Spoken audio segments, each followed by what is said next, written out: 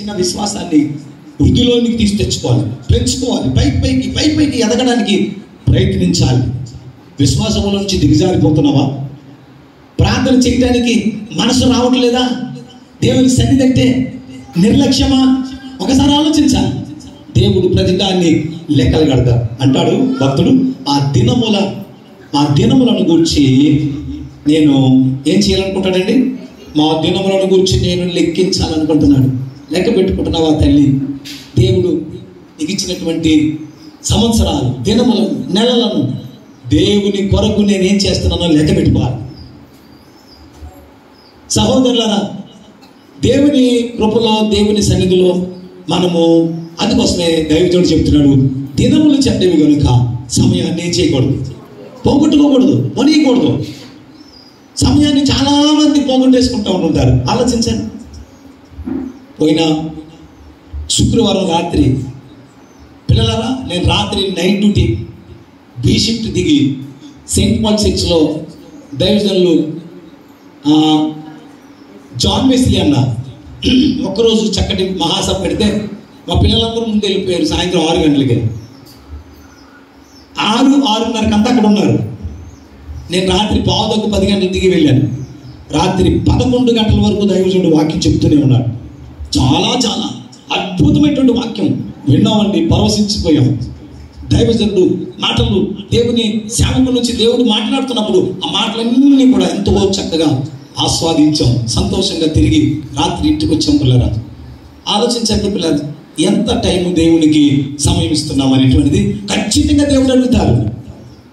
నేను పదే చెప్తా ఉంటుంటే ఏమండి కొంచెం బాధ కలుగుతుంది. కానీ పిల్లరా, దేవుడు ప్రశ్న వేస్తే సమాధానం మన దగ్గరికి దొరకకపోవచ్చు. అందుకోసమేనండి దేవుని కొరకు, దేవుని పని కొరకు మనము ఎక్కువ సమయాన్ని కేటాయించాలి. మన పని మనం చేసుకోవాలి. మన ఇంట్లో పని మానేసేసి దేవుని పని చేయమని కాదు, మన పని మానేసేసి దేవుడి పని చేయమని చెప్పలేదైనా. దేవునికి ఇవ్వవలసిన టైం ఒకటి ఉంది, ఒకటి నిర్ణయించుకున్నాం మనం. ఆ సమయం అంతా కూడా దేవునికి కేటాయించాలి. చాలా సంఘాలలో పిల్లరా, మళ్ళీ చెప్తున్నాను, ప్రాధాన్యపడుతూ బ్రతుములాడి, నేను మిమ్మల్ని బ్రతుములాడి చెప్తా ఉన్నాను. చాలా సంఘాలలో దైవజనుడు రాకుండానే దేవుని మందిరంలో కూర్చొని ప్రార్థన చేస్తారు. తమ కోసం ప్రార్థించుకుంటారు. తమ కుటుంబం గురించి, తమ బిడ్డల గురించి, తమ బిడ్డల భవిష్యత్తు గురించి ముందుగా వచ్చి ప్రార్థన చేసేటువంటి వారు ఎందరో చాలా మంది సంఘాలలో. మంచి ఆత్మపూర్ణులైనటువంటి పిల్లలకు అది తెలుసండి. ముందుగా వెళ్ళి దేవుని సన్నిధిలో ప్రార్థించాలి. ఎవరు వచ్చినా రాకపోయినా నేను ముందు వెళ్ళి ప్రార్థన చేసుకోవాలి. నా కుటుంబం గురించి ప్రార్థన చేసుకోవాలి. నా కుటుంబం బాగుండాలంటే నేను ముందు వెళ్ళిపోవాలి దేవుని సన్నిధికి. ఓహో, ముందు రావట్లేదని దైవజనుడు ఇలా చెప్తున్నాడని అనుకోకండి. మిమ్మల్ని పురుగొల్పడం, నా జీవితం నేను చనిపోయేదాకా ఈ మాట చెప్పకుండా ఉండనని చెప్పాను. అవునా లేదా? నేను ఉన్నంత వరకు ఈ మాట చెప్తూనే ఉంటాను, మిమ్మల్ని బ్రతుకులాడుతూనే ఉంటాను. కనుక మీ మనసుకు దేవుడు ప్రేరేపించినప్పుడు ఖచ్చితంగా ఏదో రోజు బాధతో, ఇన్నిసార్లు దైవజనుడు చెప్పిన ఒక్కసారి కూడా నేను పట్టించుకోలేదు, కరెక్ట్ టైంకి రాలేదని నా దేవుడు మిమ్మల్ని పట్టుకున్నంత వరకు కూడా చెబుతూనే ఉంటాను. దైవజనుడు ఎన్నిసార్లు సమయానికి రమ్మని చెప్తే వినలేదు అని దేవుడు మిమ్మల్ని ప్రేరేపించేటంత వరకు కూడా నేను చెబుతూనే ఉన్నాను. అందుకోసమే ఇర్మియాతో చెప్తాడండి, వారు వినకపోయినను ఇర్మియా నువ్వేం చేయాలి? చెప్పు అంటున్నారు.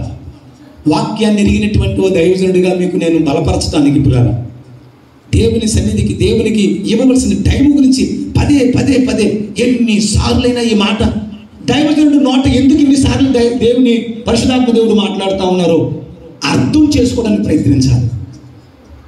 అసలు అందులో ఏమైనా ఉపయోగం ఉన్నదా? ఉపయోగం ఎంతో ఉన్నదండి. 70-80 సంవత్సరాలు నీకు దేవుడు ఆయుష్కాలం ఇస్తే దేవునికి ఇచ్చేది, నువ్వు ఇచ్చేది ఇంత ఎంత అన్యాయం అండి ఇది.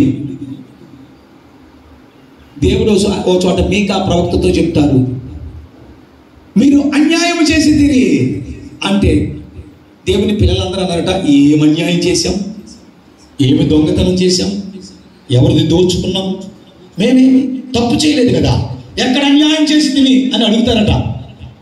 మీరైనా ఇప్పుడు లేచి నన్ను అడగొచ్చు, పాస్టరా ఏదో ఒక టైంలో వస్తున్నాం కదా, ఏదో ఒక టైంలో వచ్చి వాక్యం వింటున్నాం కదా, పలుమార్లు అస్తమాన్ని ఎలా చెప్పొచ్చా, మాకు ఎంత బాధేస్తుంది ఈ విషయంలో అని మీకు ఆనాడు ఇశ్రాయేలు ఎలాగైతే బాధతో దేవుణ్ణి అడిగారో అదే విషయం సంఘాల్లో ఈ మాట చెప్పేటప్పుడు ఖచ్చితంగా బాధ ఎదురొస్తూ ఉంటుంది. ఏ విషయంలో మేము అన్యాయం చేసేది అని అడిగితేనట దేవుడు చక్కటి సమాధానం చెప్పారండి. ఏ విషయంలో అని అంటే పిల్లరా, నాకు ఇవ్వవలసిన సమయం, నాకు చెందవలసిన ఏమండి ధనము గురించి మాట్లాడతాడు, నేను దశంభాగం గురించి మాట్లాడతాడు.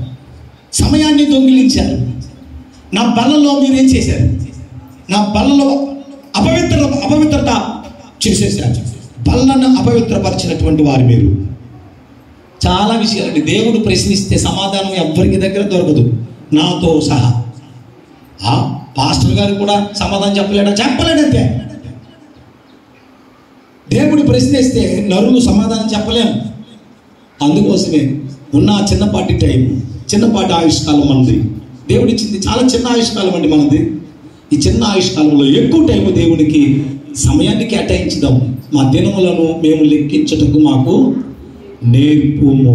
దేవుని స్తోత్రం కలుగును గాక. 39వ కీర్తన, దయచేసి 39వ కీర్తన 4వ వచనం చదవండి. 4వ వచనం, యెహోవా. ఎక్కడ చాలా చక్కటి మాట అంటాడండి ఈయన, దేవా నా అంతము ఎట్లున్నది. చాలా జాగ్రత్తగా ఆలోచించాలి, మీరు ఆలోచించాలి. అంతము అంటే